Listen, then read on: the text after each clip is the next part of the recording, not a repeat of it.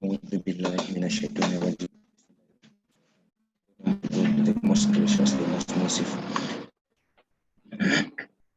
So for today we have to finish this topic that we started so that we can start a new topic. But before we proceed, I wanted to know if if there is somewhere where you are not clear, like from the topics that we did, because you can't proceed when you didn't understand something. We need to be moving together. So if there is anyone who is not clear about what we covered, maybe somewhere it might be a small part, so we have to be moving together. So you can tell me so that I explain before we proceed.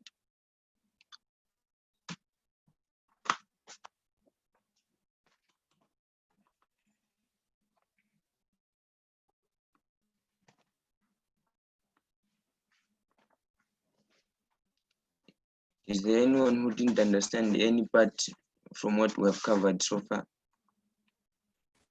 I think degree the dissociation function. Yeah. Like how to fill that table. Yes, the table. Okay, thanks. Anything else? Anyone?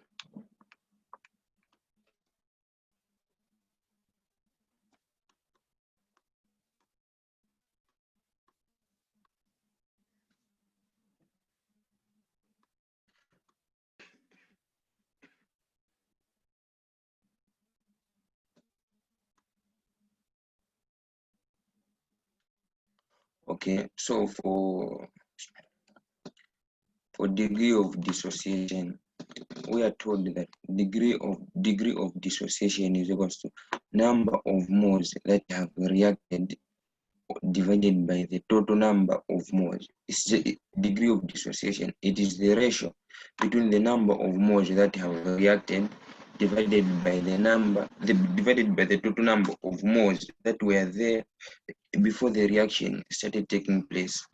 So how can you know that these are the number of moles that have reacted? So in general, we say the number of moles that have reacted, it is X. So if there is a coefficient, like in this equation, we only concentrate on the reactants. So we have one compound here, which is A. So for us to find the number of moles of A that reacted in this reaction, we are going to say this coefficient of A, it is a number A, a small letter A. The coefficient of the compound A times X. Those are the number of moles that are reacted. Regardless of the size of the number, it might be 1, this small letter A, it might be 10, it might be 2, it might be 1, it might be 100, but you have to multiply it with the X. Those are the number of moles that reacted. Then, toujours, the number of moles that were there, it is N0, like that were there before the reaction. So in this case, we have, like considering this reaction, we have alpha is equals to number of moles that reacted. We have coefficient of this compound in this reactant is A times X, which means number of moles that reacted, we have Rx. Total number of moles that were there before the reaction started taking place, we have N0. That's what we have here, N0. So we need to come up with the, so like here now we need to write in the number of, like at equilibrium. At equilibrium, that's why we have, like at T0, we had the number of moles totally that had not yet reacted. So at T is equal to equilibrium, we have the number of moles that remained and the number of moles that reacted. So we want to find the number of moles that remained here. So the number of moles that remained is equal to the original number of moles N0 minus Rx.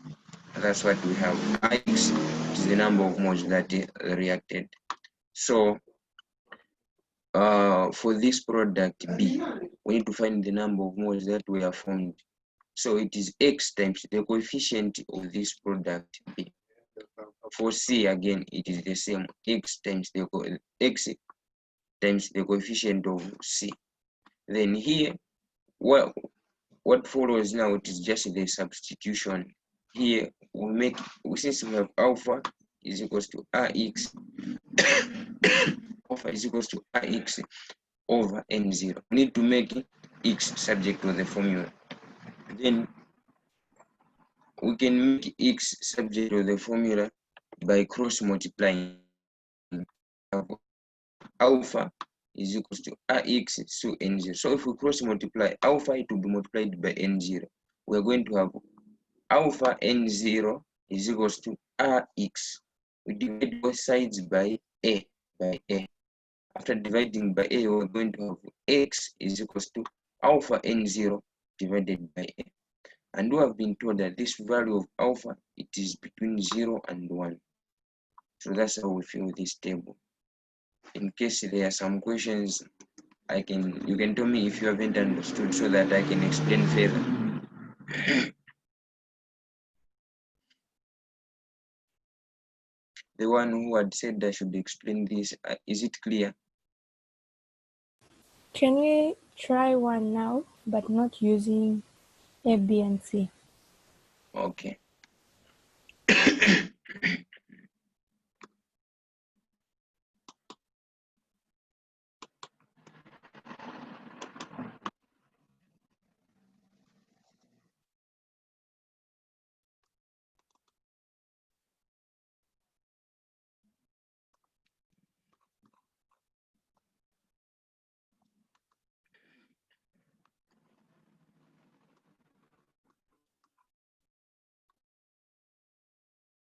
Okay.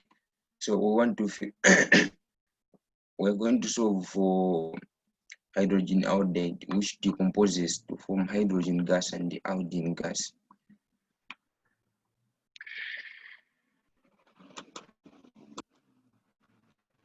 So T is equals to 0, the number of moles. The reaction has not yet started. We have N0, and the number of moles formed for hydrogen and for iodine, we have 0, 0. Why we have zeros is because the reaction has not started, and we can't have products when the reaction has not started. So when this reaction reaches an equilibrium, when it reaches the state of equilibrium, meaning no new products are formed, or the rate at which, okay, I can just say that at equilibrium, the rate at which this reactant decomposes to form hydrogen and iodine, it is the same rate at which hydrogen and iodine react to form this. So that's what we call the state of equilibrium. So at this state of equilibrium, we are going to have we are going to know the number of moles that remained and the number of moles that reacted to form these products. So we said that the number of moles that reacted, it is X times the coefficient. If there is 1 here, we are going to say X times 1. So the number of moles that reacted, the coefficient that we have here for hydrogen iodide, we have 2. So we're going to say the number of moles that reacted, it is 2 times X, which is 2X. And then the number of moles that remained now, we're going to say the number of moles initial, N0, minus the number of moles that reacted, 2X. That's what we have, N0 minus 2X. And then for hydrogen gas, want to find the number of moles that were formed. To say the coefficient of hydrogen, it is 1 here, multiplied by X, we have X. Iodine, same. The coefficient of iodine, 1 times X, we have X. So we need to come up with the number of moles total. We have to add this one, and this one. And after adding N0 minus 2X minus X plus X plus X, we're going to have N0. So here now we need to replace X with its value. According to the definition, we have been told that alpha is equals to number of moles that reacted over total number of moles that were there when the time was 0. So we cross multiply. After cross multiplying, we have 2X is equals to N0, like alpha times N0. That's what we have. 2X times 1, we have 2X is equals to N0 alpha. Since we want to find the value for x, we're going to divide this side by 2. Divide this side by 2. We have x is equals to n0 alpha divided. We have n0 alpha divided by 2. This is the value for x.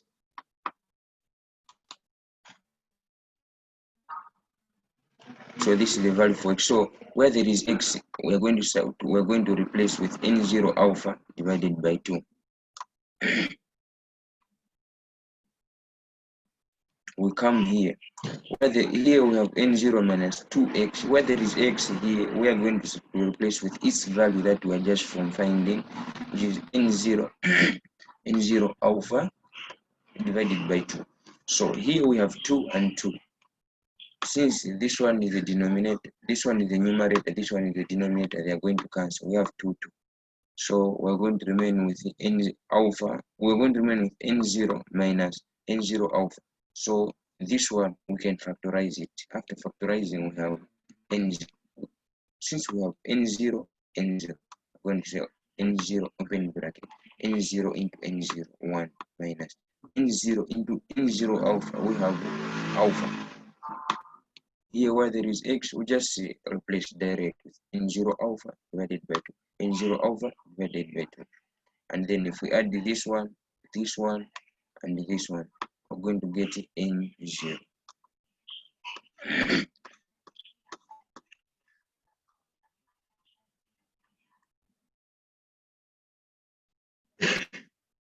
Another example here, we have nitrogen gas, which reacts with hydrogen gas to form ammonia, NH3, which is a gas also. So at T is equals to 0, we have the number of moles for nitrogen, we have N0, and the number of moles for hydrogen, we have 3 times, this is the coefficient 3 times N0. Here it is the coefficient 1 times N0. These are the number of moles that were there for nitrogen, N0.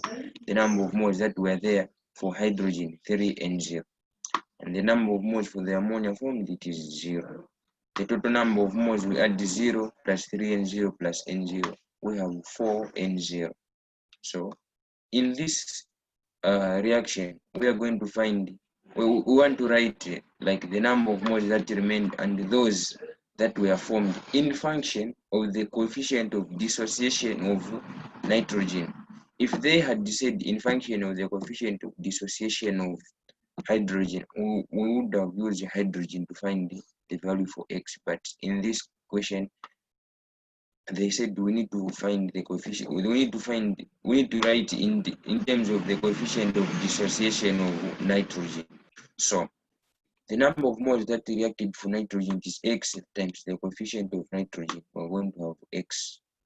So the number of, we're going to have n, the number of moles that remained, n0 minus the number of moles that reacted, x. For hydrogen, the number of moles that remained is going to be given by the number of moles that reacted, 3n0 minus 3x. Why 3x? Because x times the coefficient of this reactant, it is what will give us the number of moles that reacted. So that's why we have 3n0 minus 3x.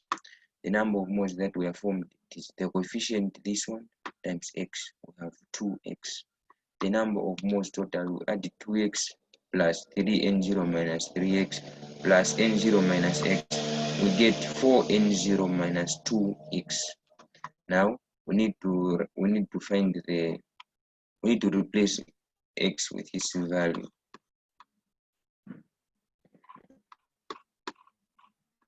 So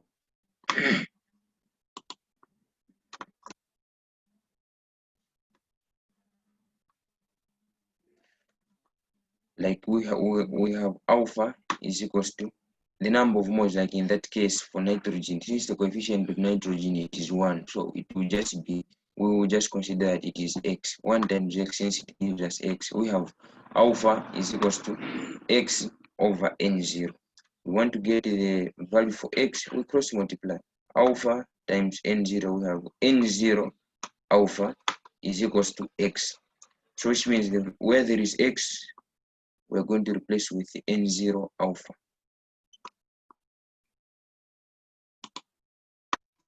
So here, where there is X, we replace with N0 alpha or alpha N0. Where there is X, we replace with N0 alpha. Where there is X, we replace with N0 alpha. And here again, where there is X, we replace with N0 alpha. And here we have N0, N0, which is common, so we factorize.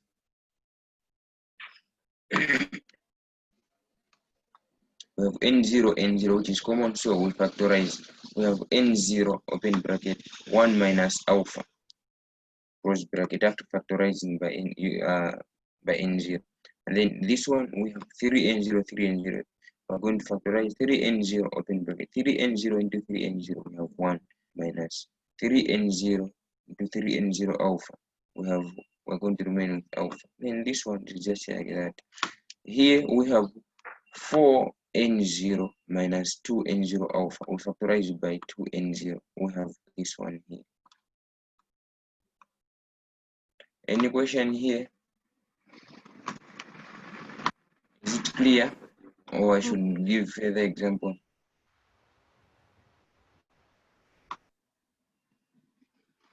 Hello?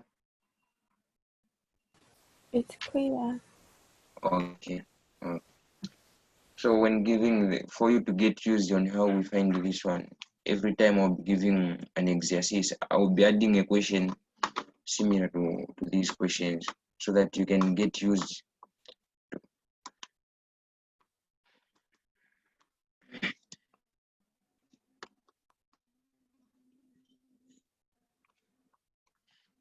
So last time we were looking at enthalpy libre. We were looking at enthalpy libre. So we said that on defining la function enthalpy libre or energy de Gibbs, enthalpy libre, which is G, is also called energy de Gibbs, is given by H minus T times S. This one enthalpy libre, that's what we were just from defining G. This H, the H, it is the enthalpy, the energy that is used to break the bonds between atoms. T, it is the temperature. S, it is entropy.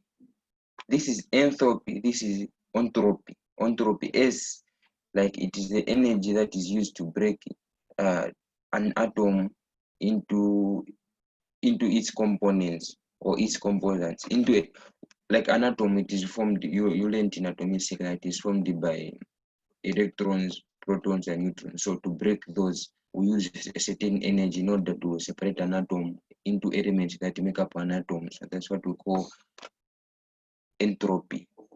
I will send the definitions like in a PDF so that you can be able to understand them, or so that you can remember them as you are studying.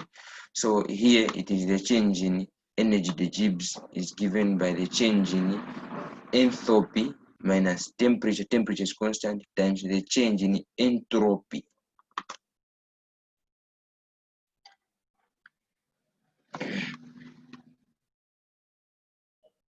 So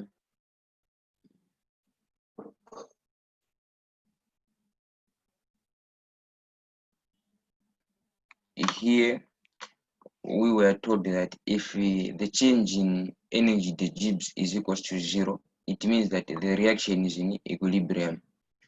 So if the change in energy de Gibbs it is less than 0, le système évolue dans le sens direct vers le produit. La réaction est dite spontanée.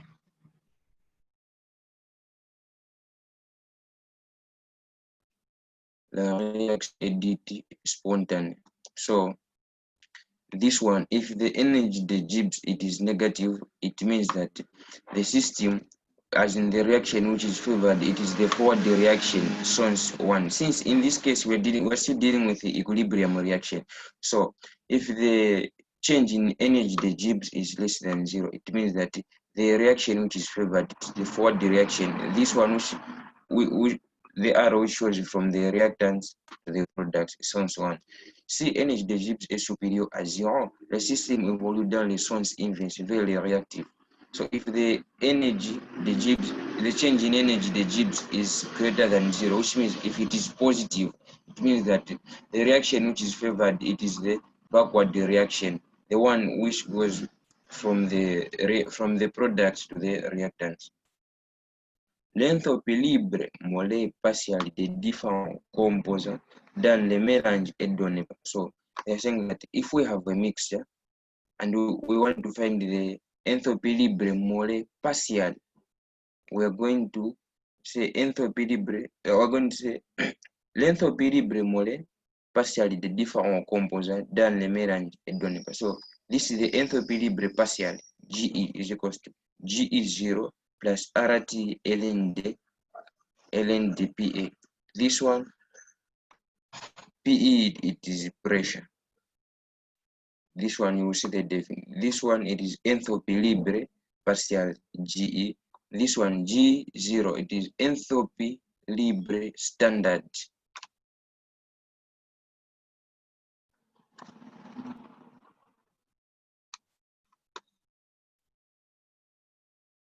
So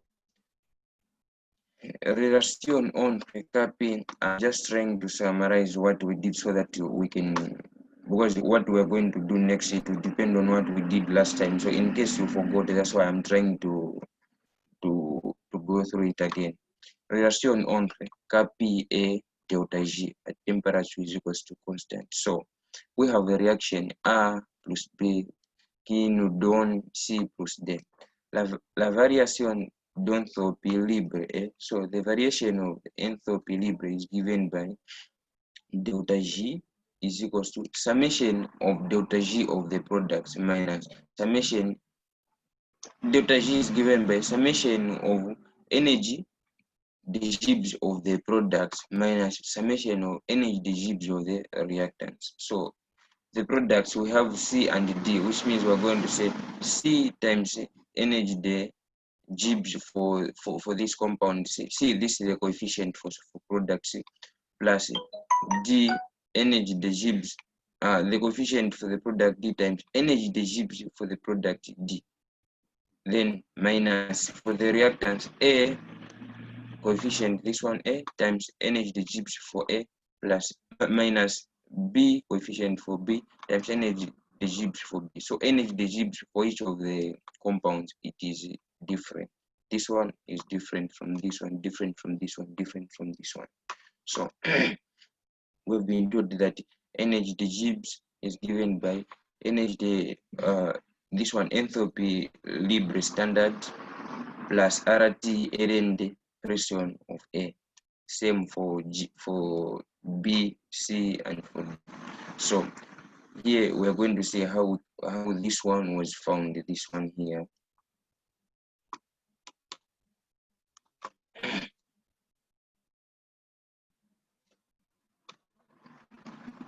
So that's what we have over here.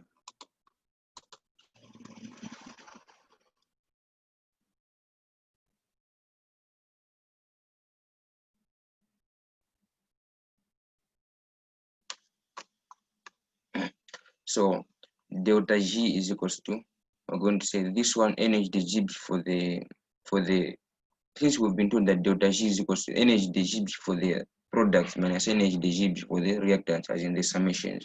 So delta G is equals to energy the Gibbs for the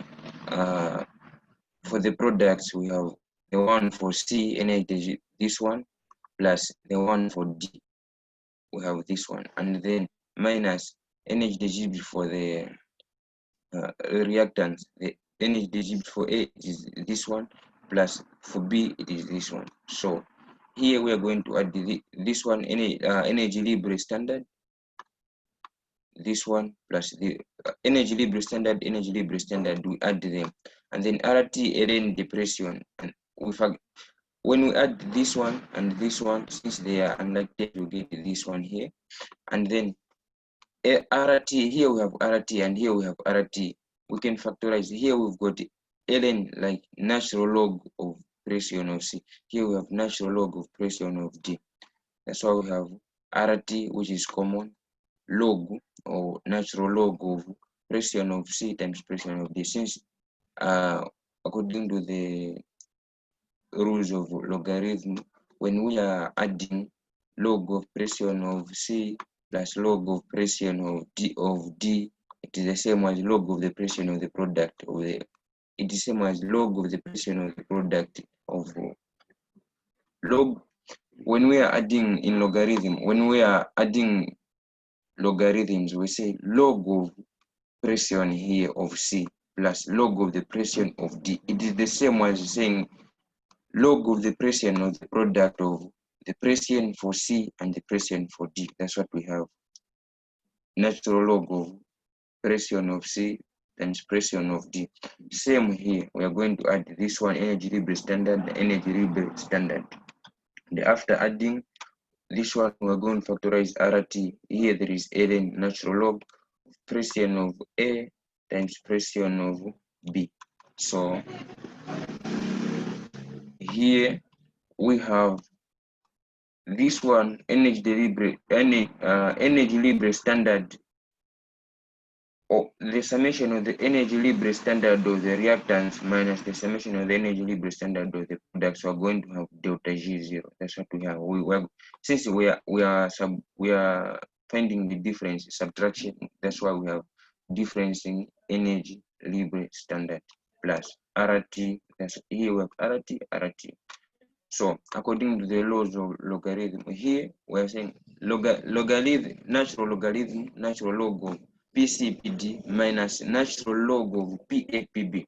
It is the same as writing natural log of this product here minus, over natural log of this. So, and when we write the pressure partial of the product of the pressure partial of the products, like we have the product C and the product D, so we say PC times PD, everything divided by PA times PB. We have, this is Kp, this is Kp. You might be surprised, here we never had the power. Where are these powers originating from?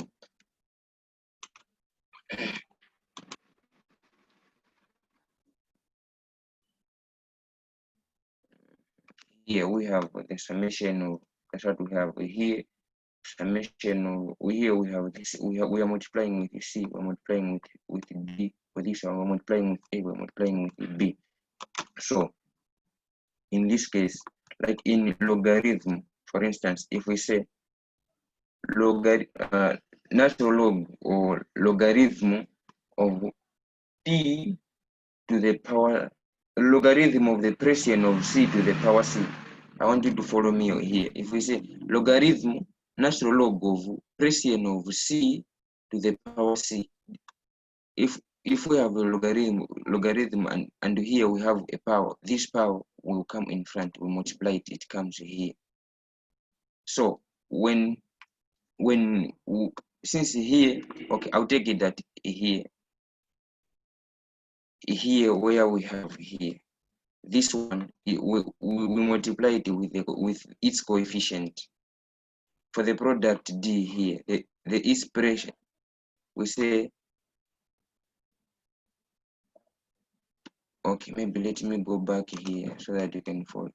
Here, if you check here, we are saying that delta G is given by the summation of the energy libre of the products minus the summation of the energy libre of the reactants. So for the product C, we multiply its energy with its coefficient C. For D, we multiply with its coefficient. For A and for B, again with their coefficients. So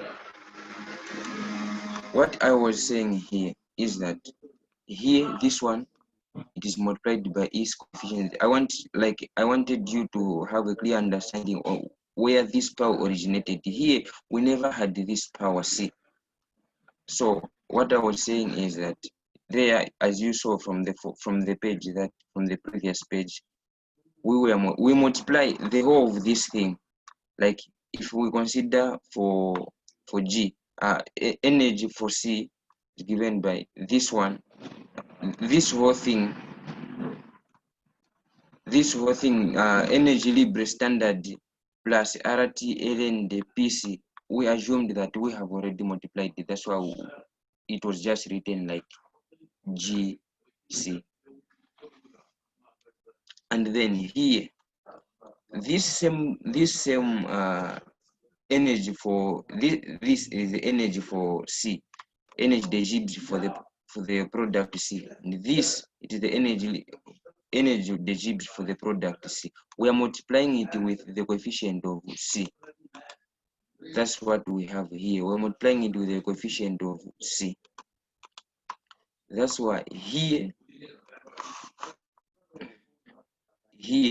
we have here when we grouped the like terms together, the energy degibs standard or energy libre standard for the product C plus the product D plus the energy for the product D. That's what we have here. And then here I just forgot to write. Here it was supposed to be written the energy, I mean RT.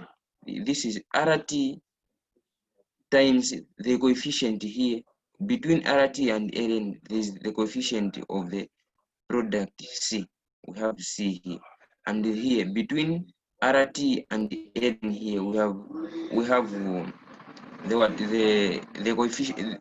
It is RT times the coefficient of the product D, which is small letter d. Again here between RT and PA it is RT times the coefficient for the product A, small letter A, and then here there is small letter B.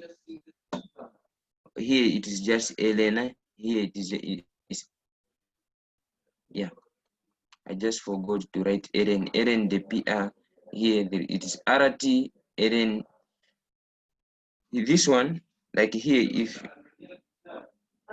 here we have RT times, I didn't write it. It's supposed to be RT times the coefficient for C. It is C, small letter C. RT small letter C times ln the BC. Here we have RT times small letter D times ln the PD. Again, here we have RT times small letter A times ln the PM. And then here we have RT times small letter B times ln the PB. I will correct it in the PDF. I will resend the PDF that I had sent after making this correction. And then here now we group the energy degibs, energy standard and energy standard. We have the summation of the energy standard. Plus here we have RT ln. So this one here we have RT. This is RT common. This is RT common.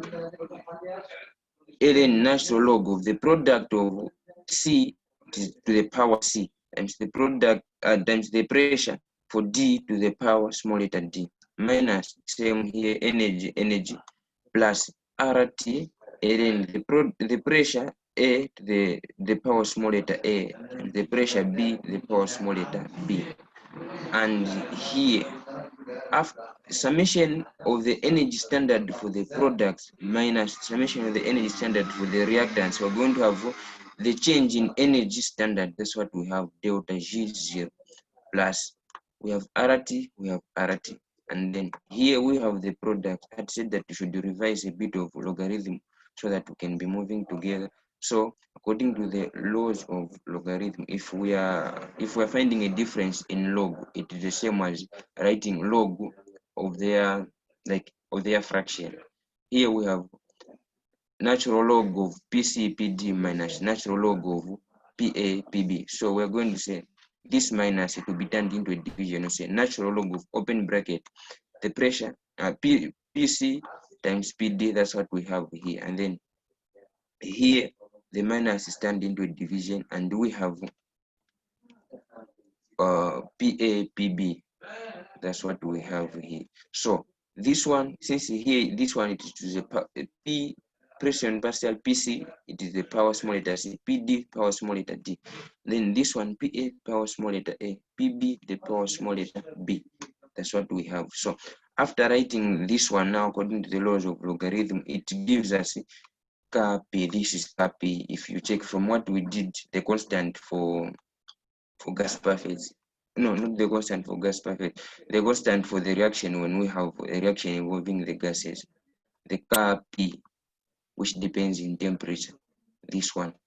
Then we replace this one with its value according to the definition of it is Kp. So we have delta G, delta G0, that's this one we have, plus RT, that's what we have here, times ln the Kp, that's what we have here.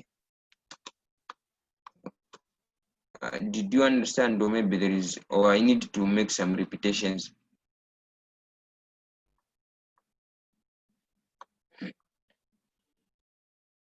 Is it clear here? It's clear. Okay, thank you. So this is what we did last time. And then these are the definitions. Delta G est la variation d'entropie de la réaction. Delta G est la variation d'entropie standard de la réaction. À l'équilibre, delta G is equals to 0. Et par conséquent, so when the reaction is in equilibrium, the value for delta G is 0. So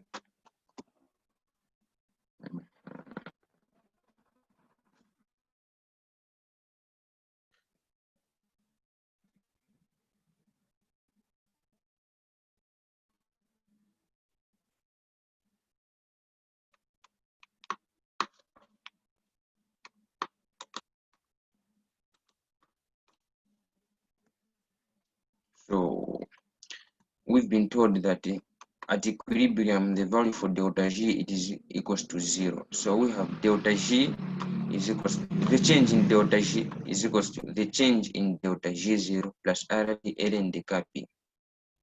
So if this one is equals to 0, meaning we equate delta G0 plus RT ln the Kp, we equate this one to 0. So if we equate this one to 0, meaning delta G will go the other side, we're going to have RT ln the Kp, that's what we have here, is equals to negative delta G0. This one has gone the other side, it changes its sign. And then we divide both sides by RT and we divide here again by RT. We're going to remain with Kp is equals to X. So here we're going to remain with ln the Kp is equals to negative delta G ln the Kp is equals to negative delta G0, everything divided by RT. So here we have natural log of Kp. If we want to find the Kp, then we just introduce exponential both sides. Then we're going to have Kp is equals to exponential of this one, negative delta G0 divided by RT. That's what we have as the value for Kp. That's what we have here. And then variation de la constante d'équilibre avec la température, loi quantitative de Van 't Hoff. So this is the quantitative law of Van 't Hoff. Van 't Hoff, this is a scientist who came up with this law. So we are just from simplifying, and we see that when the reaction is in equilibrium, we have ln the Kp is equals to negative delta G0 over RT. So if we derive, okay, let me show you this one which is simplified. So d ln the Kp, so dt is equals to, so if here we have ln the Kp is equals to this, so if we derive this one, we find the derivative of this one.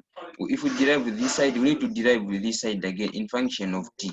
So the derivative of Kp, of ln of Kp with respect to temperature is equals to the derivative of what we have here on the other side with respect to temperature.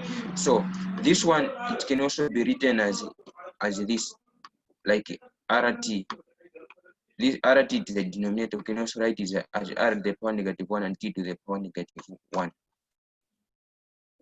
So this derivative is given by, we have a product here, delta G0 times R times T. R at the power negative 1, T to the power negative 1. So R, it is a constant. This is a constant for gas perfect. It's just a number, it is a constant. So this one, we will assume that we will only derive, like we have a product of two functions, delta G0 and the function temperature. So we're going to, when according to the laws of differentiation, when we have a product, we derive one and multiply with the other, and then we add the one we had derived. It becomes a constant here, and we derive the one that we did not derive. So here we are going to derive delta G0 in function of temperature, and then temperature here we will not derive it, it will be a constant, and then R it is a constant already, plus we're going here we are going to derive the temperature here. We derive the temperature, since here we didn't derive it. We derive the temperature in function of the temperature, and R it is a constant. Then delta G, the one we had derived at first, we will not derive it here. And then after simplifying here, this one, it is just the way it is here. Delta G0, the derivative of delta G0, it is negative here. There is negative derivative of delta G0 so dt times, this is RT to the power negative 1, it is 1 over RT. This one, if we derive T here, we are going to multiply with negative 1, so that's why the negative disappears, and we have T to the power negative 2. Since we say minus 1 when deriving, and we have negative 1 minus 1 to be negative 2. R it is a constant, we don't touch it. Then delta G0 here, it is a constant. And then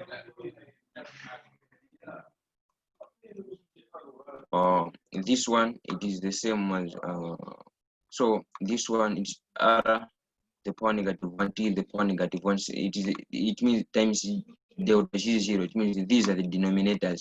That's why here we have delta G0 over RT squared. That's what we have here. Just a simplification of this. And then here, according to the equation that we have, this one, delta G is equals to delta H minus T delta S. The change in energy dissipated is equal to the change in enthalpy minus temperature times the change in entropy.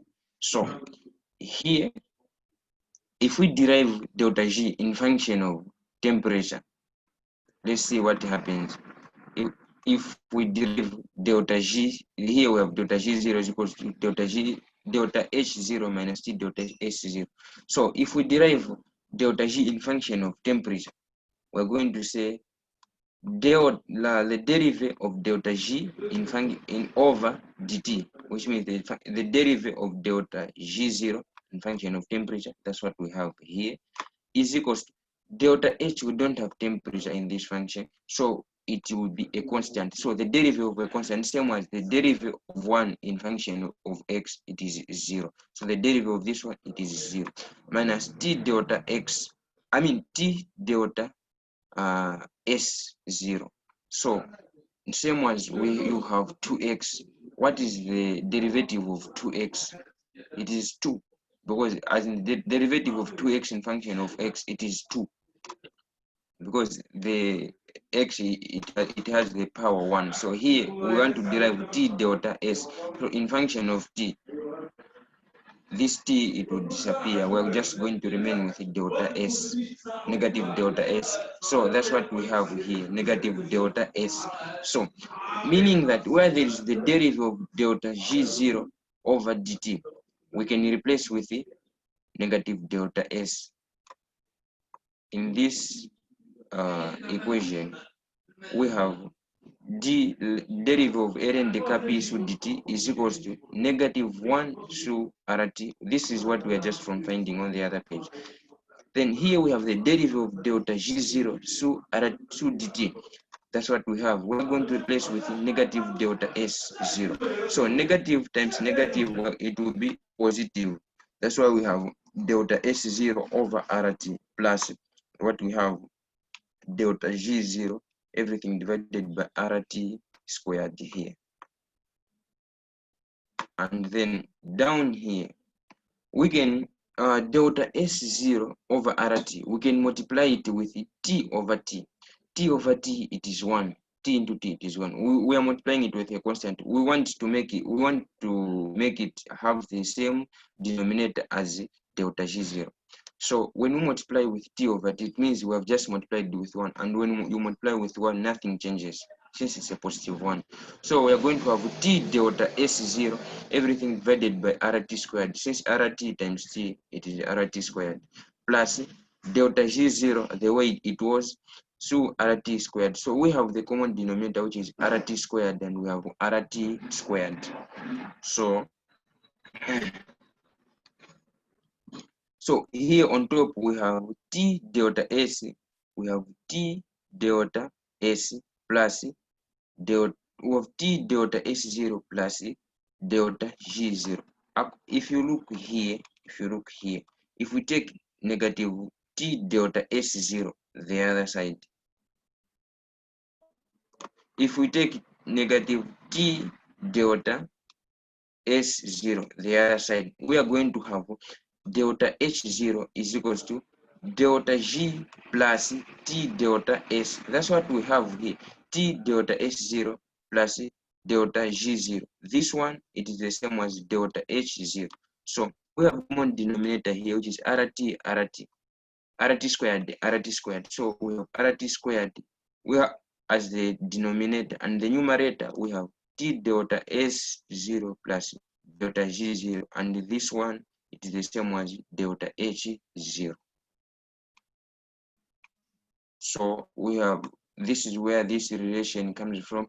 D ln deca P so dt is equals to delta H0 so RT squared. This is the equation of Van 't Hoff. Is it clear here? This is what we had done last time. Is it clear?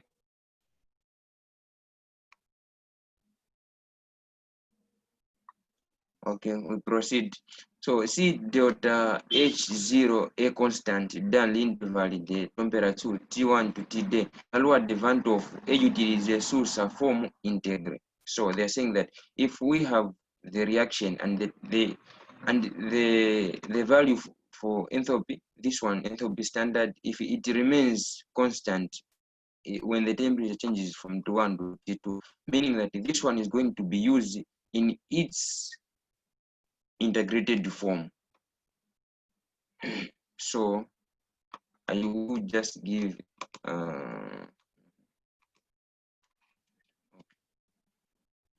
from the equation we got this one, delta G0 is equals to negative RT ln deca P, when, because we were told that when the reaction reaches an equilibrium,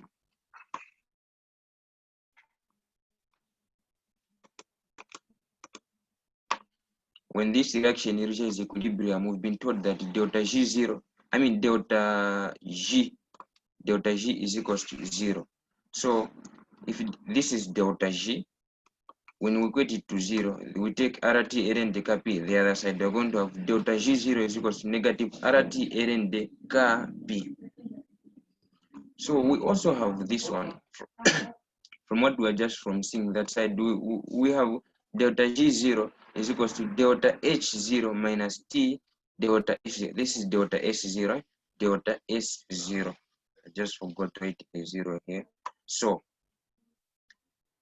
this is delta G0 and this is delta G0.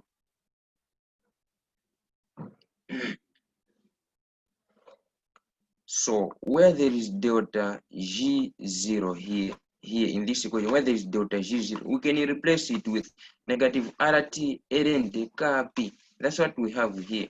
Negative RT ln deca P is equals to, I have replaced this one here where there is delta G0 is equals to delta H0 minus T delta S0.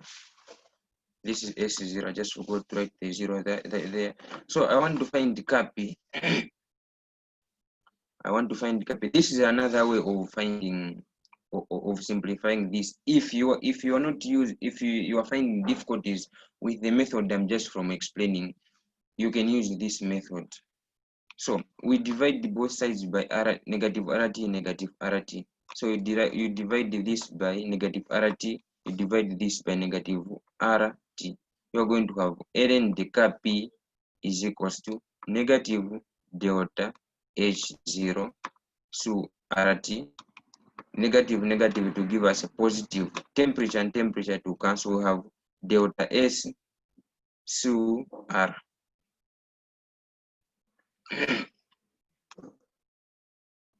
So when we have a transformation, for une transformation, if we a transformation meaning that we have the beginning and the end. So in this reaction, we have the beginning and the equilibrium state. We consider that our end is the equilibrium state.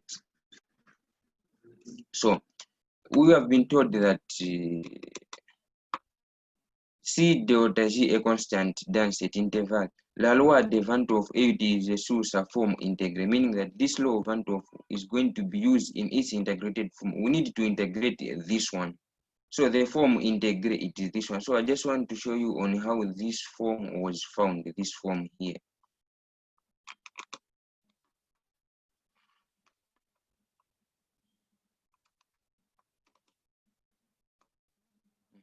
So when we are starting the reaction, we have ln the Kp1 is equals to negative delta H0 su RT1 plus delta S su R.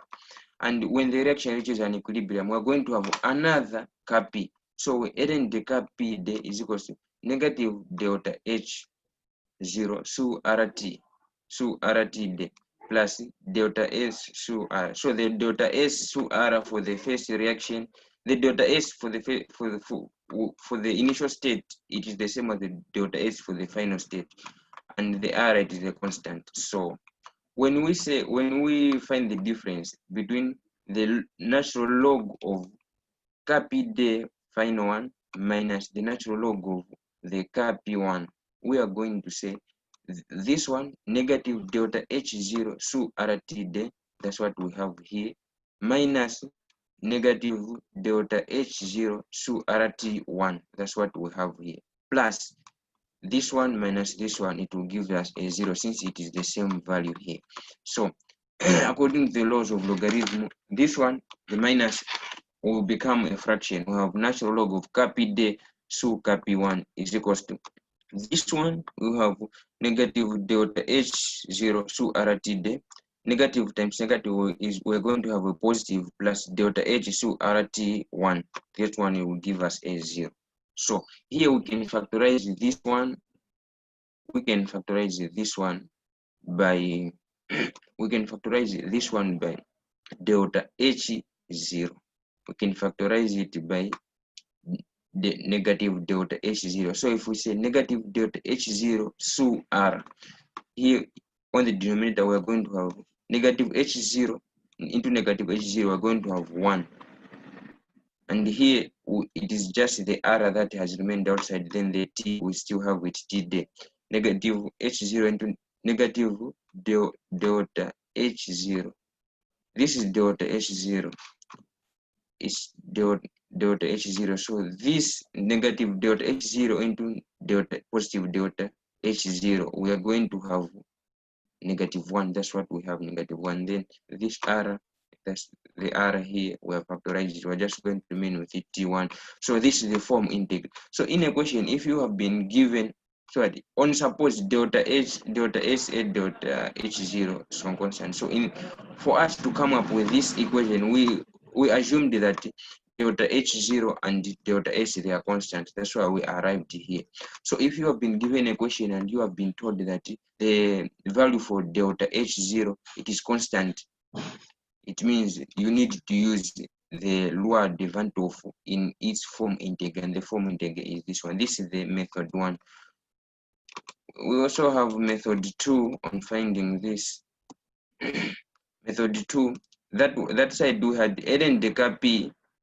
We found that ln the Kp is equals to delta H su RT squared. So if we integrate this side and this side, here we're going to integrate from Kp1 to Kp day. That's what we have. So here we have integration of this, integration of the differentiation.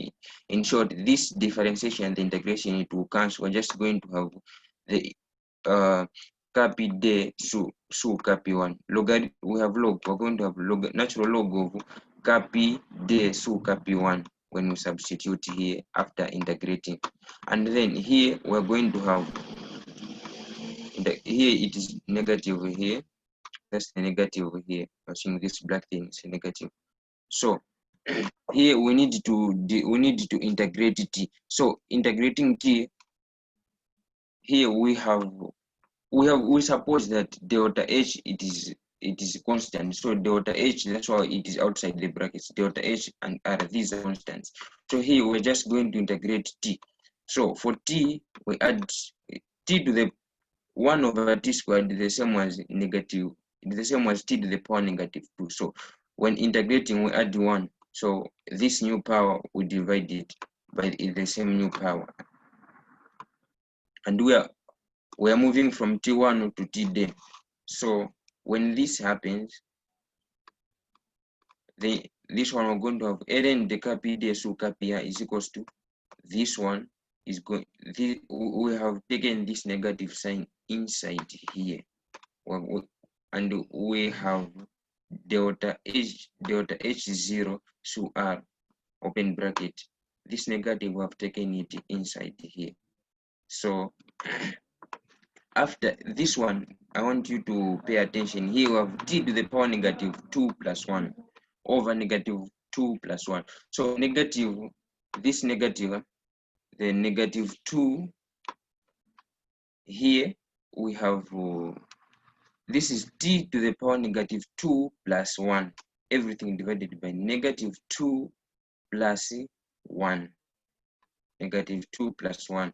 So we are going to have a negative here on the denominator. We are going to have a negative here on the denominator.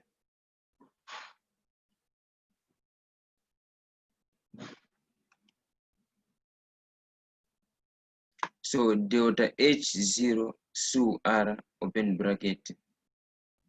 Just a minute.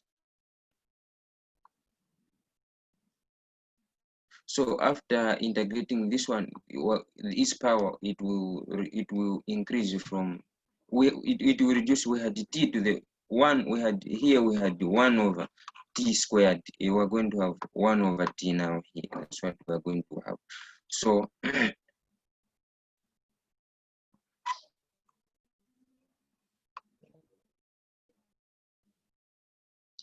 so now here we are going to say just a minute. I've made a mistake here. This sign is not there. The negative sign is not supposed to be there here. We don't have the negative sign. So don't consider this one. We don't have the negative sign here. From what we have here, we don't have the negative sign here. So it was just a mistake there. So don't consider this negative sign that I had put. So here we have negative. This negative has come from the denominator, negative 2 plus 1. So here we need to substitute td.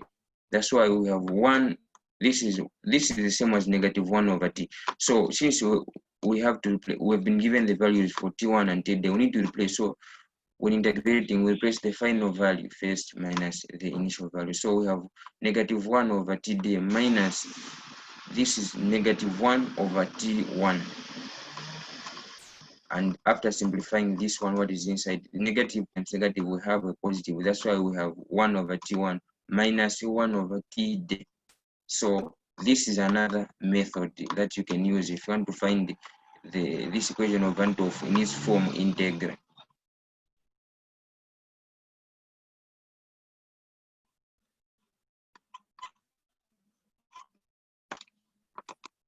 Sorry to take you back, but I would like you to repeat on the integration. On the calculation here, okay.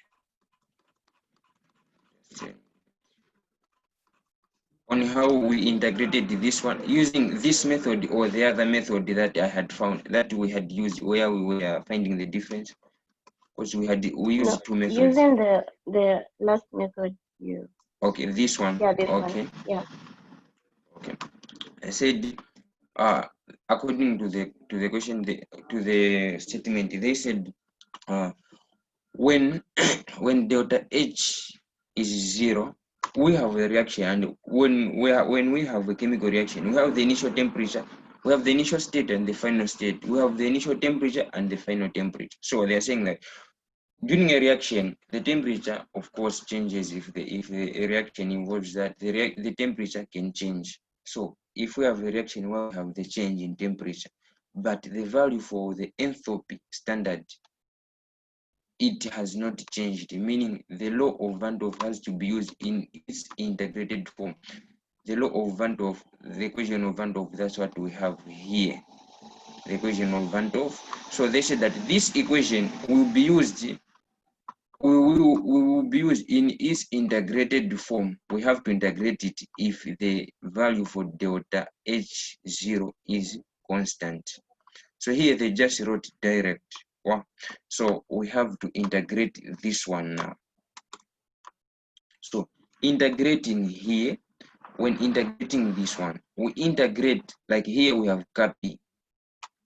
We have a, at first we have a differentiation.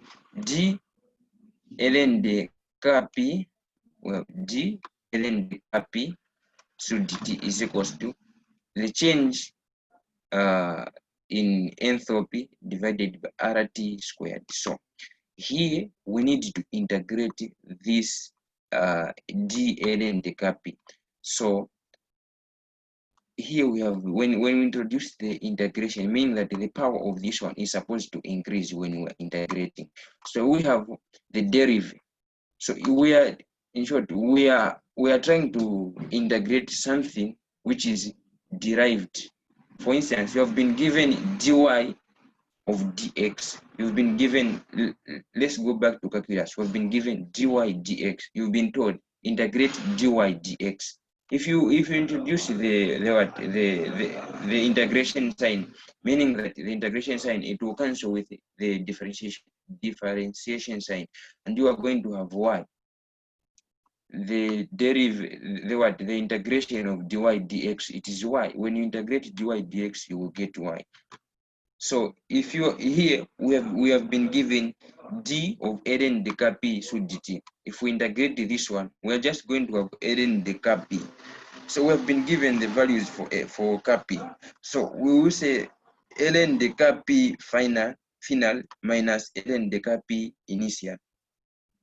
So since we have ln de Kp final minus ln de Kp initial, according to logarithm, we can write it as natural log of the fraction of Kp d so Kp1. That's what we have here. Here I said that it is just an error. I wrote this by an error. Like this negative sign is not there. I will send. Okay, you just have to ignore it. If I send a PDF with this negative sign, don't consider it. We don't have a negative sign in the original equation. So this one, we need to integrate it in function of temperature, because we have been told that delta H0, it is constant in this interval T1 to Td, and R, it is the constant for gas perfects. So in this equation, we need to integrate in function of T. So here we have 1 over T squared, and 1 over T squared can be written as T to the power -2. So when we integrate, we need to add 1 to the power and divide by this new power. So we say T to the power -2 plus 1 divided by -2 plus 1. We're going to have T to the power -1. And here we're going to have -1. So -1 into T, we're going to have negative T to the power -1. So this one, it is the same as -1 over T. -1 over T. So we are moving from the value T1 to Td. So we need to replace this one, ln de Kp d so Kp is equals to this one here, delta H0 so R, open bracket. We need to replace with the final value. We have, after integrating, we have -1 over T. So if we replace with the Td, we have -1 over Td minus, open bracket, -1 over T1, close bracket. If you simplify negative times negative, you have a positive. So we have -1 over Td plus 1 over T1, which is the same as 1 over T1 minus 1 over Td. Is it clear? Yes, it's not clear. It's not clear? It's not clear. Okay. Where exactly?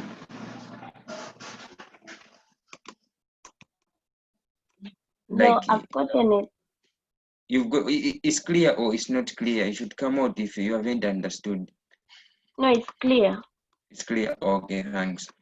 So we have to proceed. So in the questions that you'll be doing, in most cases, you will be told that the delta H0 it is constant in the interval T1 to Td. So if you've been told that it is constant, you don't have to go to that integration. Why I show you how we come up with this formula is that in case you forget, because here, if you just master this formula, an example, if you just master this formula in the exam, maybe you might swap the values. Where there is T1 here, you might put Td. Or maybe where there is K1, you might put Kpd. That's why when you are not sure of the formula, if you are in an exam or in a control, or if you are doing the revision, if you're not sure of the formula, you can derive it. That's why I was showing you the steps of deriving. So if you have been given a question and you've been told that this is constant, maybe they've told you to find the value for delta H0.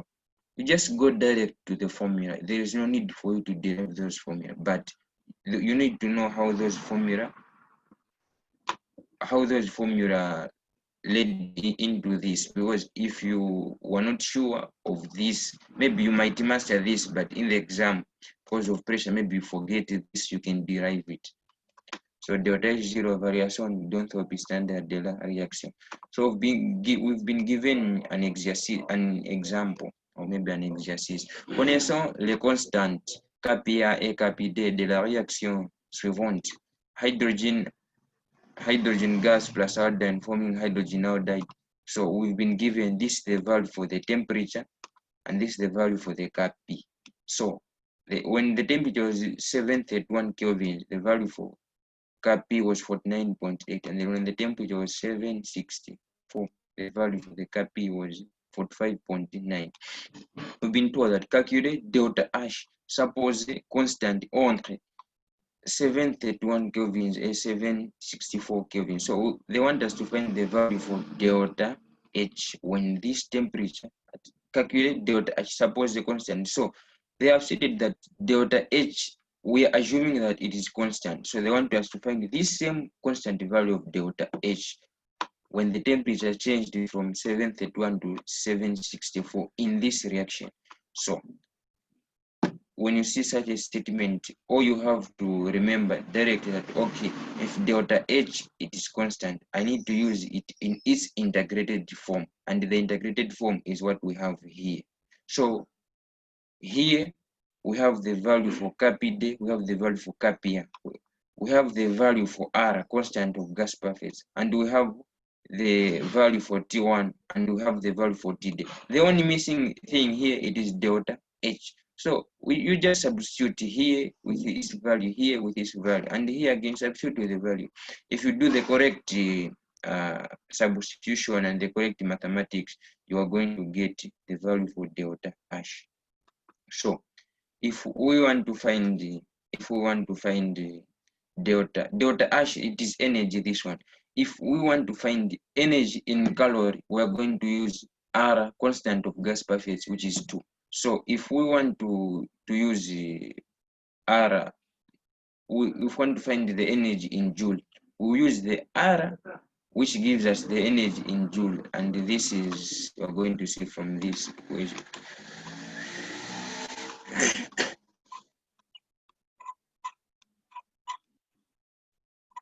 Yeah. And with the R, which is in joules, it is the one which is 8.3. This is the R that we use when we're dealing with joules. So we have this one. We want to find the value for delta. We want to find the value for delta H. So we have to make this subject to the formula. So we need to be careful in the way we do our calculations. So here we can multiply with R both sides. Multiply with R, we multiply with R. This is an example. We multiply with R, we multiply with R. And here we're going to have R ln the Kpd, so Kpa is equals to, here we're going to remain with delta H. delta H, this 1 over T is the same as 1 over T1 is the same as T to the power -1. That's what we have here for today again. So here, the remaining thing that we need to substitute here. Where there is R, we put 8.31, and where there is K from what we've been told, it is 45.9.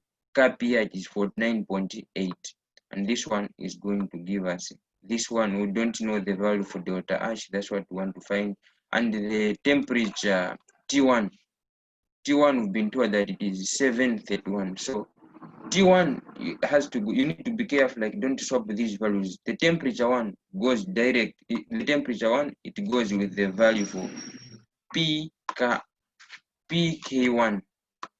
If you check here, you see where the temperature was 731, the temperature was 731, the value for Kp was 49.8. So you need to check where you are substituting 731 as the temperature, and the value for Kp was 49.9. So this is a Kp1, 731, and the 49.8.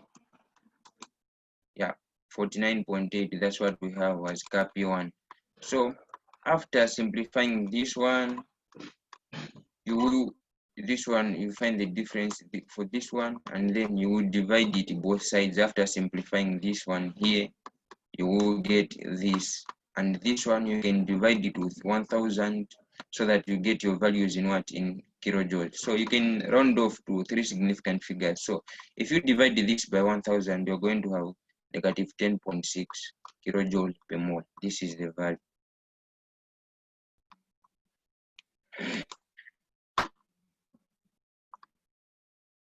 So interprétation de la loi de Van Hoff, réaction exothermique.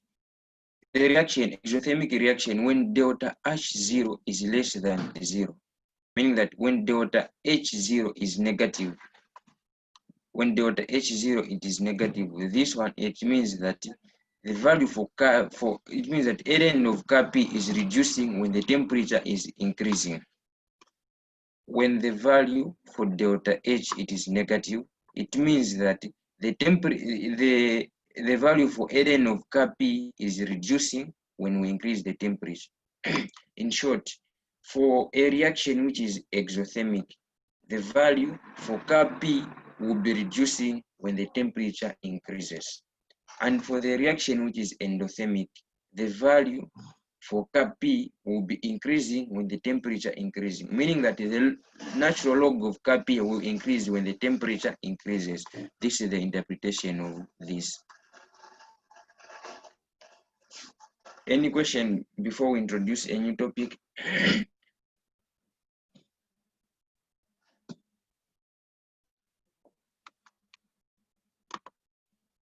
Anyone with a question?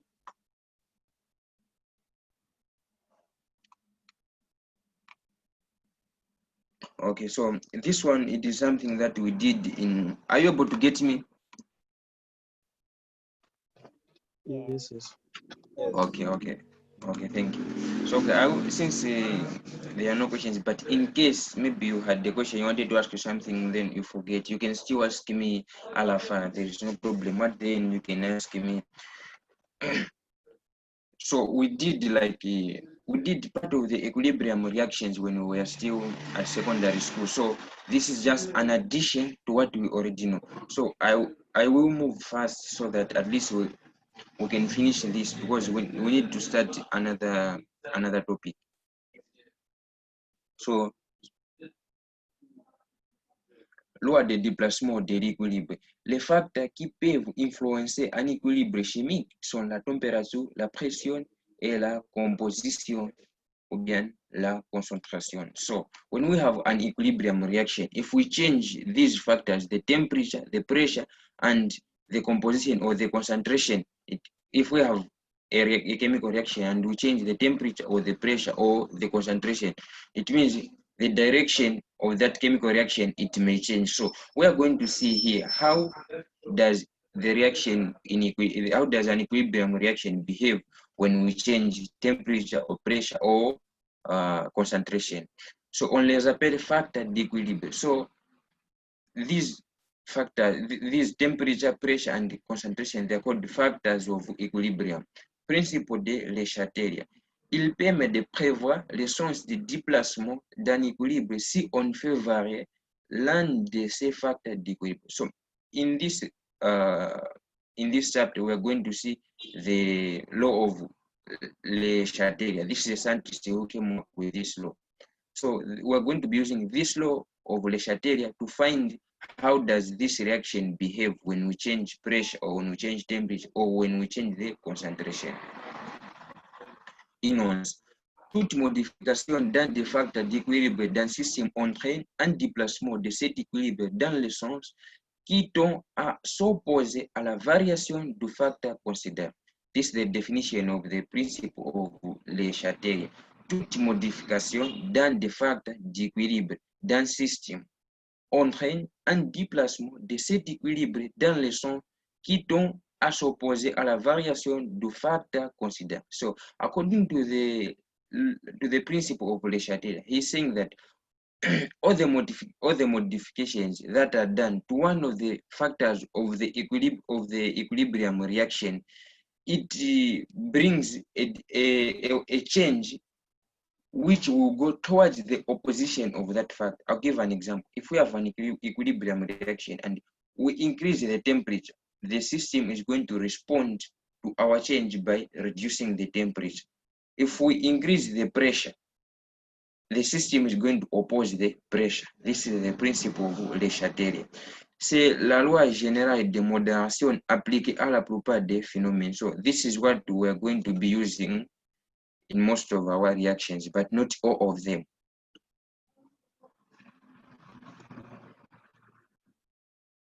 Effet de la température à pression constante. L'effet de la température dépend du signe delta H0 de cet équilibre. Pour cela, des cas sont à traiter. So, when here we're considering the temperature, how does an equilibrium reaction behave when we change the temperature? So here we have two cases that we need to consider. We have exothermic and endothermic reaction. So in the first case, we consider that delta H0, it is what? It is superior a 0. Delta H0 is superior a 0. So when delta H0 is superior a 0, it is the reaction which is endothermic. Because the temperature, I mean the energy, this one, it is positive. So dln dkp sur dt, that is, it is superior a 0, implies that ln dkp augmente lorsque la température augmente. Donc kp augmente lorsque la température augmente. So for reaction it is endothermic, the value for kp, it increases when the temperature increases. Si delta H0 est supérieur à 0, cela veut dire que la réaction directe gauche à droite, from left to right, with the reaction sense 1, est dite endothermic, absorbe de la chaleur. So when you have a reaction and you find that the value for delta H, it is greater than 0, it means that the reaction direct, it is what? It is endothermic. Endothermic, the reaction which absorbs the heat. For delta H superior a 0, when we have a reaction with endothermic, une augmentation de la température déplace l'équilibre dans le sens endothermic. So when delta H, it is superior a 0, when we increase the temperature, the endothermic reaction, the forward direction is the one that will be, if the forward direction it is endothermic and we increase the temperature, the forward direction it is the one which will be favored, meaning that the rate of the forward direction will be higher than the backward direction because it is a reaction which is endothermic and we have increased the temperature. La deuxième cas, delta H0 inférieur à 0. Soit l'équilibre des two moles of NOD, this one, there is just a mistake here. This is 2 moles of NOD. This one, it has to decompose and give us oxygen and nitrogen. This is nitrogen dioxide. When it decomposes, it forms nitrogen and the oxygen. When I was preparing this, I'm sure maybe I had not paid attention that I didn't write the products. But the products, when this decomposes, forms nitrogen gas and the oxygen gas. So the value for this one, delta H, the value for delta H is negative 58 kilojoule per mole. So delta H, this is what? This is negative, meaning that this reaction, it is what? It is exothermic. Cette réaction est exothermique de gauche à droite, réaction directe. So this reaction, from the reaction source 1, the reaction source 1 here, it is the reaction exothermic. So dln of Kp sur dt is equals to delta H sur RT au carré, which implies that dln de Kp sur dt is less than 0. So when this one, this or this one here, it just implies that the value for delta H is negative. And the value for delta H, if it is negative, meaning that the value for Kp has to reduce, the value for ln of Kp has to reduce when the temperature increases. Donc, the value for Kp has to reduce when the temperature increases. Donc, si la température augmente, la constante d'équilibre K diminue et l'équilibre se déplace dans le sens inverse, droite, gauche, ou le sens endothermique. Si la temperature augmente, when the temperature increases in a reaction which is exothermic, la constante d'équilibre K diminue. The constant of equilibrium has to increase, has to reduce. L'équilibre se déplace dans le sens inverse. So we know that the constant, this one, it is constant for the equilibrium reaction where we have the value K. So this is a constant which is not supposed to change. It only changes when the temperature changes. So here we've been told that if we increase the temperature in a reaction which is exothermic, the reaction that will be favored, it is the endothermic reaction. Conclusion. L'augmentation de la température déplace l'équilibre dans le sens qui absorbe la chaleur, c'est-à-dire le sens endothermique, et inversement, la diminution de la température déplace l'équilibre dans le sens exothermique. So if you have a reaction which is either endothermic or exothermic, you need to be careful.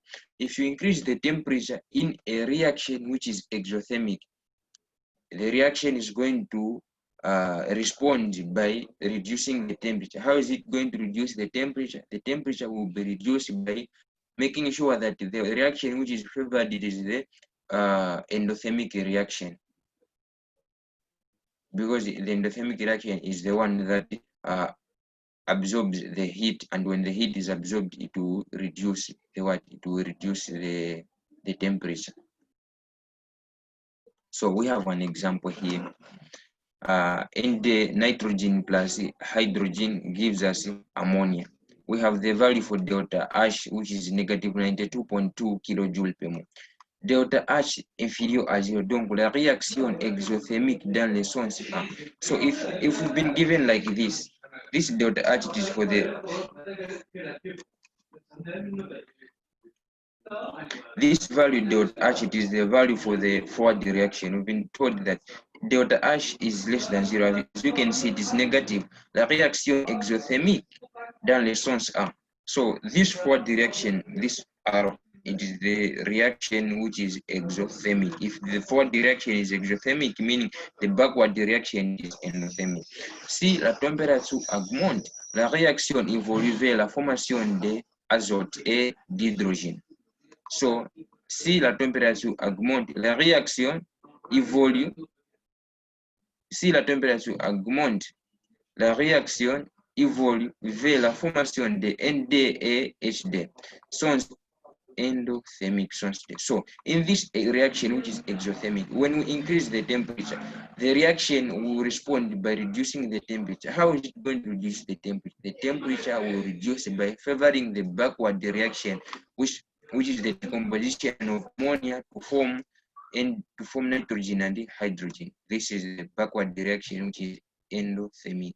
Si la température diminue, la réaction évolue vers la formation de NH3. Sons exothermic. Sons. So in this reaction, if we want to favor, if we want to increase the rate of the forward reaction formation of ammonia NH3, we need to reduce the temperature. If the temperature reduces, the forward reaction is the one that will be favored. So we have to go to pressure. Is there any question?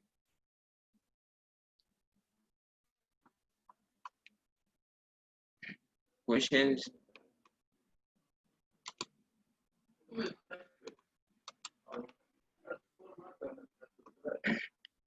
Is it okay here?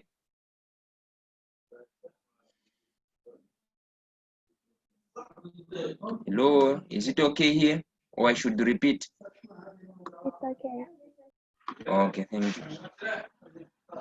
Effet de la pression à température constante. So if you observed, when we were observing how the reaction behaves when we change the temperature, we had assumed that the pressure was constant. Now we're going to put the temperature constant in order to observe how the pressure changes. So à l'équilibre gazeux, on a la réaction entre A et B qui nous donne C et D.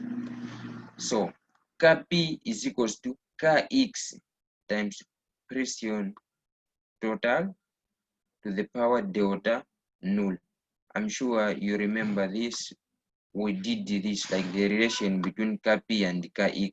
After finding that, we found that Kp is equals to Kx times pression total to the power delta null.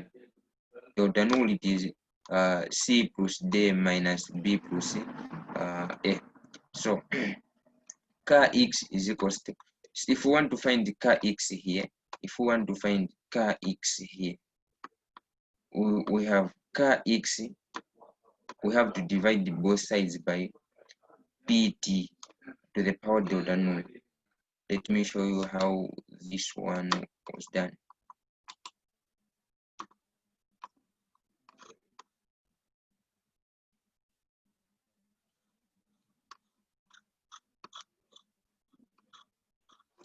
Ok.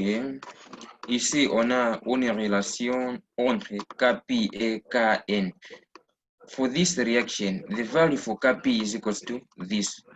Pc à la puissance C fois Pd à la puissance D, tout sous Pa à la puissance A fois Pd à la puissance Pb à la puissance B. This is B. I don't know why I usually make this mistake. It is B, not D. This power, it is B here. B. Pb à la puissance B. So PE, pression partial, is equal to XE times pression total. So we know that XE is equals to NE sub N total. XE, fraction mole, is equals to number of mole sub number of mole total. This means that the pression total, pression partial, is equals to this fraction mole, which is here, times fraction mole times pression total. That's what we have here. PE is equals to NE times pression total is NT.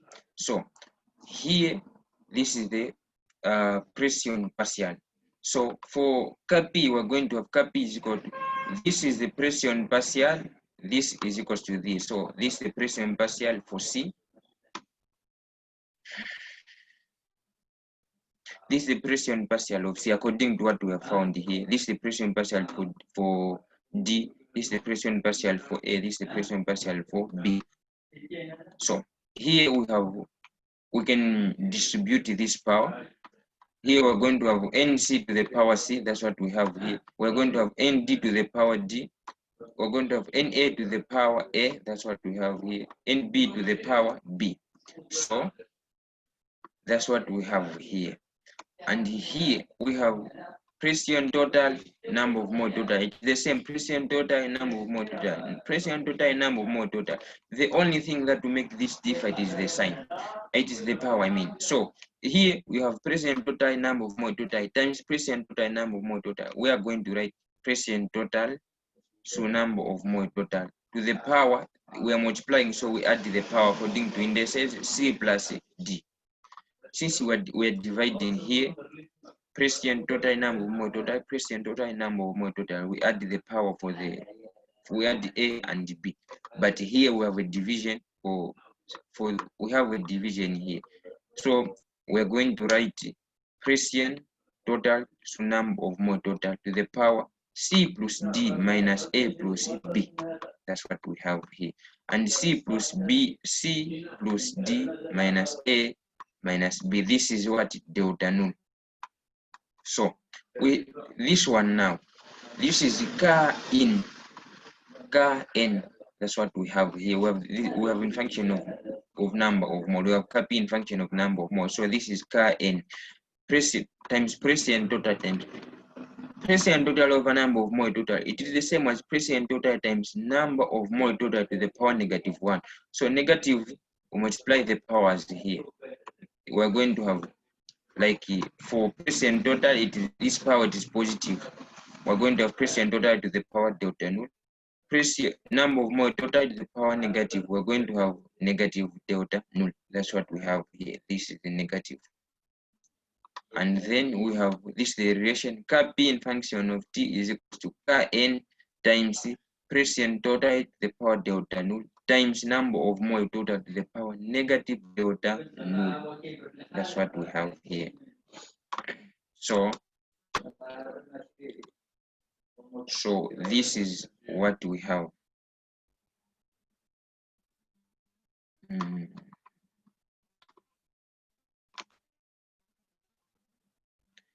So that is the relation which I will showing you between Kp and Kn. So in this reaction, we have Kp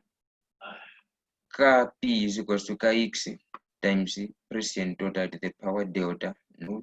So if we want to find the Kx, we need to divide the pressure total to the power delta null. We need to divide. Meaning we're going to Kx is equal to Kp times pressure total to the power negative delta null. If we put it negative, it's the same as Kp over pressure to the power negative delta null.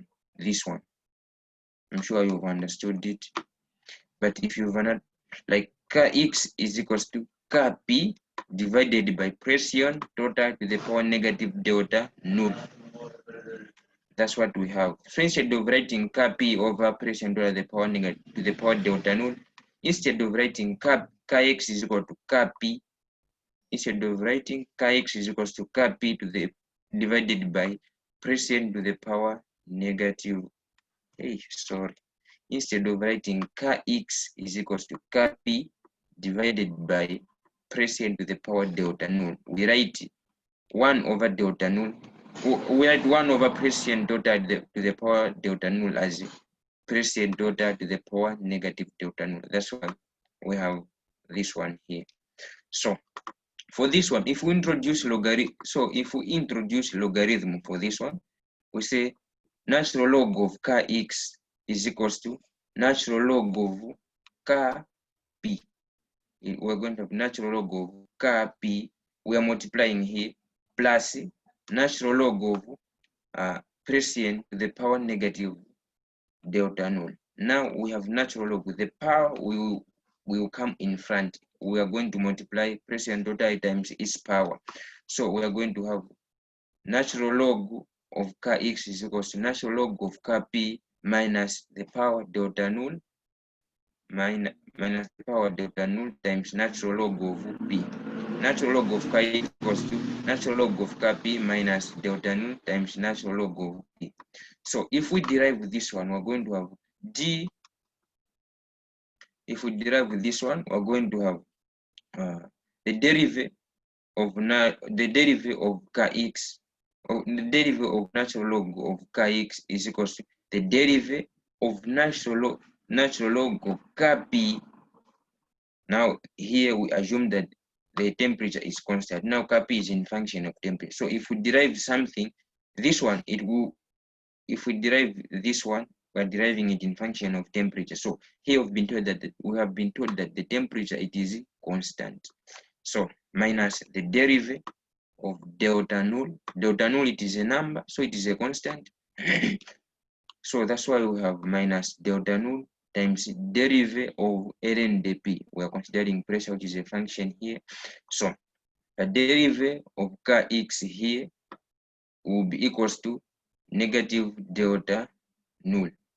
So here the temperature is constant. That's why here we have a 0. If we derive this one in function of temperature, we have a 0. That's why we just eliminate it. We have delta null d ln the pressure. So if we derive this now in function of pressure, we are going to have, if we derive this in function of pressure, we are going to have the derivative of ln delta p, the derivative of ln delta x in function of pressure is equals to, if we derive this one, if we derive this one in function of pressure, in function of P, which is pressure, you are going to have one. Here we want to derive ln of P in terms of pressure. So the derivative of x, of ln of x, it is same as 1 over x. Let me show you if I wrote it somewhere. If you have been given, this is just an example so that you can understand it. If you've been given y is equals to ln of x, then you want to find the y prime, which is dy dx. It is 1 over x. That's how it is. If you've been given y is equals to ln of x, you want to derive it. Y prime, which is dy dx, is equals to 1 over x. So here we have the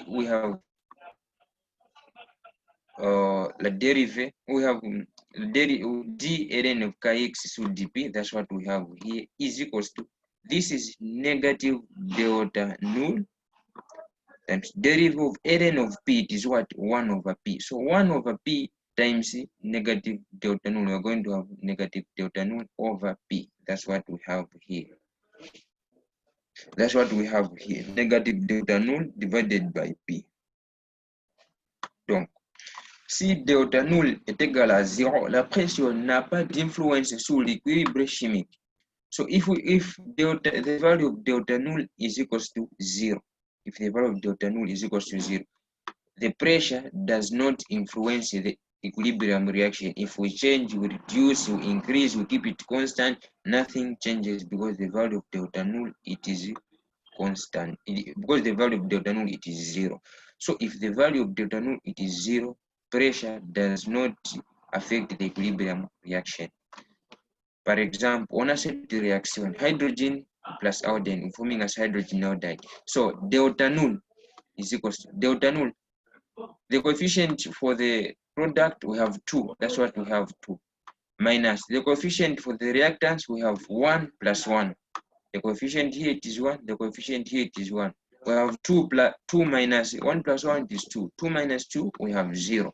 So delta null is equals to 0. Donc, dans cette réaction, la pression n'a pas d'influence. So, in this, if you've been told what happens when we increase the pressure, if you've been given a certain chemical reaction, then you've been asked what happens when we increase or reduce the pressure. Before you respond, you need to check the value for delta null first. It is this value for delta null that will give you the direction on what is going to happen. So in this reaction, if we reduce or increase the pressure total, nothing is going to happen because the value for delta null is 0.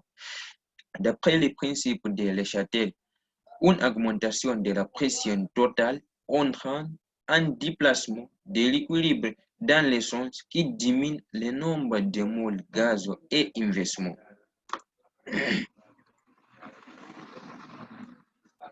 So according to the principle of Le Châtel,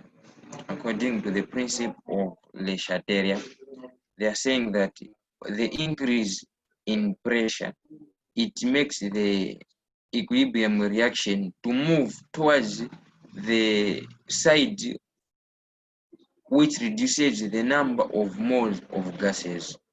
Une augmentation de la pression totale, when the increase in total pressure entraîne un déplacement de l'équilibre dans le sens qui diminue le nombre de moles gazeux et inversement.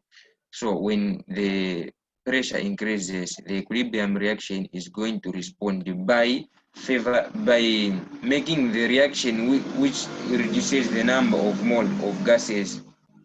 So if you have a reaction, let me give you this example for you to understand it. Here, according to the principle of Le Châtel, they're saying that une augmentation de la pression totale entraîne déplacement de l'équilibre dans le son qui diminue le nombre de moles gaz et inversement. They are saying that in this reaction, we have nitrogen and hydrogen reacting to form ammonia. So here we have 4 mole of gas, nitrogen and hydrogen. 3 mole plus 1 mole, we have 4 mole. Here we have 2 mole. So they are saying that CP augmente, l'équilibre se déplace dans le sens direct. So here we have a lot of number of moles, here we have less number of moles. So if we increase the pressure, the reaction, if we increase the pressure, the reaction that will be favored, it is the forward reaction, because it is the one which goes towards the side where we have less number of moles. Then if the pressure reduces, l'équilibre se déplace dans le sens inverse.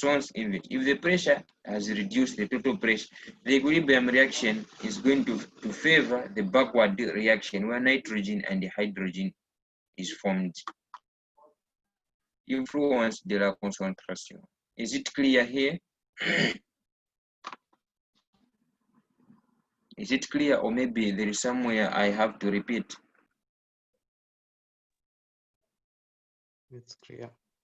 Okay, thank you. Thank you. Sure, we have about 10 minutes. Since we started late, we will end. We have 10 minutes. Influence de la concentration à température et pression constante. So we're going to see how does the concentration affect an equilibrium reaction when temperature and pressure are constant.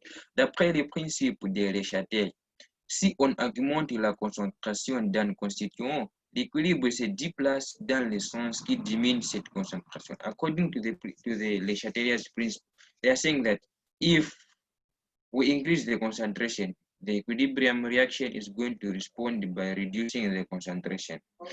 Example, we have an acid plus an alcohol forming an ester plus CO. This is a reaction which is called esterification. So, Kasi, if we want to find Kasi, now in this reaction, we have all these are liquids. So, we have to find Kasi. Now, Kasi, the constant of this equilibrium reaction in function of concentration is equals to concentration of ester times the concentration of water, everything divided by the concentration of alcohol times the concentration of acid. So if you see these boxes like this, they mean concentration. Si on ajoute l'alcool, ça veut dire la concentration d'alcool augmente, donc la Kasi diminue. They're saying that if we increase the alcohol here, if we increase the alcohol, it means that we have increased the concentration of alcohol. And when the concentration of alcohol has increased, meaning that the denominator here will increase. When the denominator has increased, but the numerator is constant, meaning that this number will be small. It will become a small number, meaning Kasi will reduce. Or Kasi ne dépend que de la température. Et la température est constante. Kasi doit rester constant. Donc, Kasi here, this temperature, which is here of Kasi and we've got a T in brackets, it means that Kasi depends on temperature. Kasi only changes when the temperature has changed. So when the temperature is constant, Kasi has to remain constant. So here we have increased the concentration of alcohol. So what is going to happen in order to keep Kasi constant? It means that the reaction now that will be favored, it is the reaction. If we want to keep Kasi constant, but we have increased the concentration of alcohol, it means the reaction that will be favored, it is the reaction which uses this alcohol, which reduces the concentration of alcohol. The concentration of alcohol is used when ester and water is formed. So if we increase the concentration of alcohol, the reaction that will be favored, it is this reaction which goes towards the formation of ester and the water. And that reaction, it reduces what? This, when yeast and water are being formed, it means that the concentration of alcohol will be reducing. So, l'équilibre se déplace dans le sens qui va diminuer la concentration ajoutée. L'addition d'un réactif ou d'un produit l'addition d'un réactif ou d'un produit à un système en équilibre déplace cet équilibre dans le son à diminuer la concentration du constituant ajouté.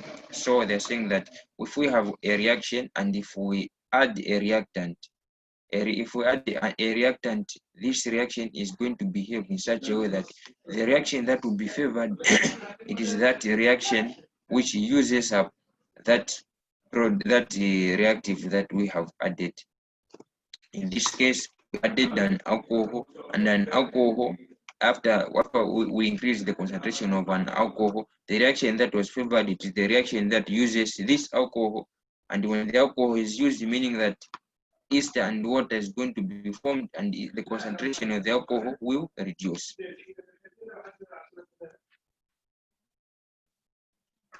Addition, June substance in it, gas in it. So gas in it. So in this reaction, this is what I have already shown you. This is what I was showing, the relation between Kp and Kn. The relation between Kp and Kn, if you followed very well, we found that it is this one. Kp and function dt is equals to Kn times pression total la puissance delta null times number of mole total la puissance negative delta null.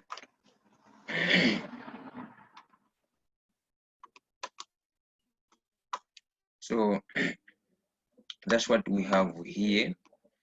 So a pression constant. So we have Kp is equals to this. After simplifying, we simplified together and we found that it is equal to this. C, a pression constant, when the pressure is constant, si delta null est égal à 0, l'addition d'un gaz inerte n'a pas d'influence sur l'équilibre. So gas inert, these are gases that are found in group 8 of the periodic table, and those are gases that do not react according to what you did in atomistics, Jacob. I'm sure you were told that the gasiness, like those are the gases that do not react. They only react like at normal conditions. If you mix them, they don't react. They only react at forced conditions.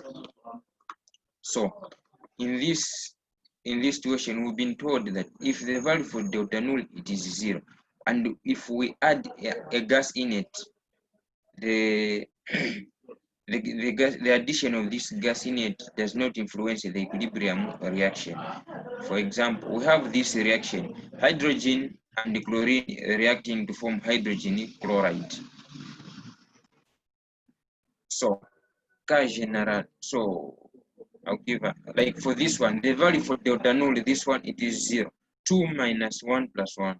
Like the number of mole, it is 2. The number of mole for hydrogen chloride, which is a gas, it is 2, minus the number of mole, 1 plus 1, 2. So 2 plus 2, 2 minus 2, it is 1 plus 1, it is 2. 2 minus 2, it is 0. So in this case, if we add a gas in it, the equilibrium reaction will not be affected.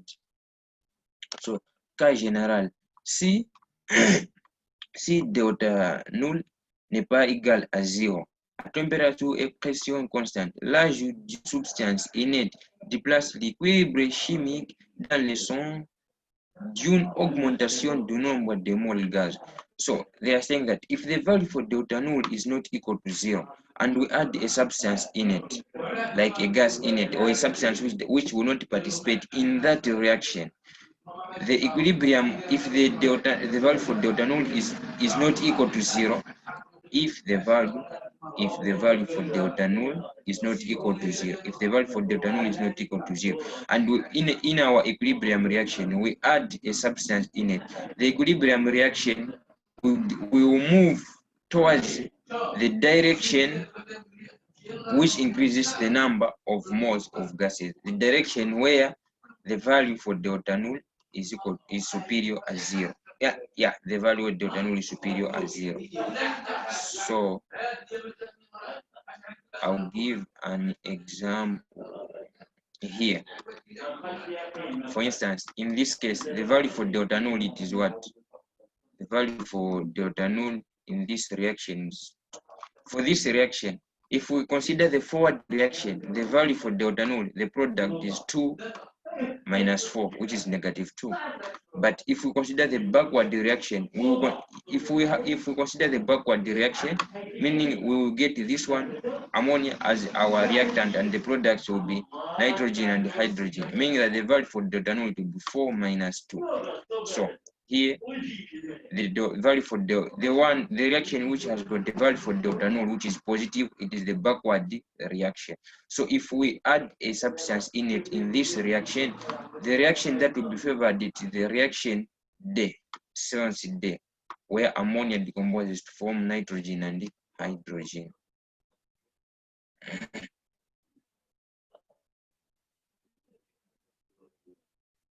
So équilibre hétérogène. So are there any questions? I'm sure maybe there's someone who will be coming to teach. Since we started late, we will end here. I might interrupt someone who is supposed to come and teach. I will ask that you should be coming in time so that we can cover a lot of things. Because if you come in time, we can cover a lot of things. Like there is someone now who is supposed to take up, I don't know who, but for today we will end here. So we are remaining with the 3 quizzes on Thursday, and next week 2 quizzes. So we still have a lot that we have to cover. You see, like this book, we have only covered up to, we haven't reached the what? We haven't reached the middle part of this lesson, so we need to be moving very fast. So I'm asking if you can like start like from what we have ended here. We'll also do the acid base. Even if you don't understand them, just go through them to get an idea. Because if you have ideas, we are going to move very fast and you are going to understand it very fast. Like the next topic, it is a simple topic, but it is a little bit tricky. So you will need to have some ideas before we do it after tomorrow. So I'm asking if you can be coming in time so that we can be starting fast. Are there any questions?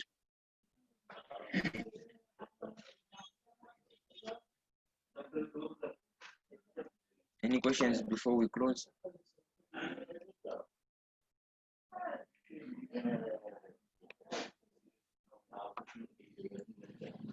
Any questions?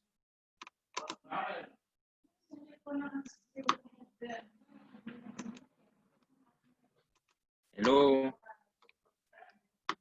Okay. Okay, no questions. Okay, thank you. And then I just want to make clear one thing. Maybe you see, like when starting the coup, I say something like, for me, I'm a Muslim, so it is the prayer that I say before starting doing anything. That's why I had said it in Arabic and translated in English. So I didn't inform you, so I had not informed you. That, like, if you observed from the previous schools, when starting, I say something in Arabic, then later on I say it in English.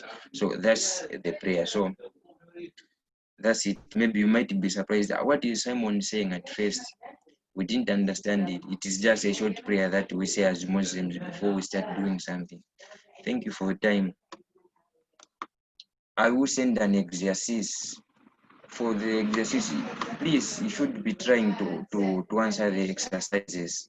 Because if you don't answer the exercises, you won't know if you're making a progress or not. Because if you start just studying, you will think as if maybe you've understood it, but you have not understood it.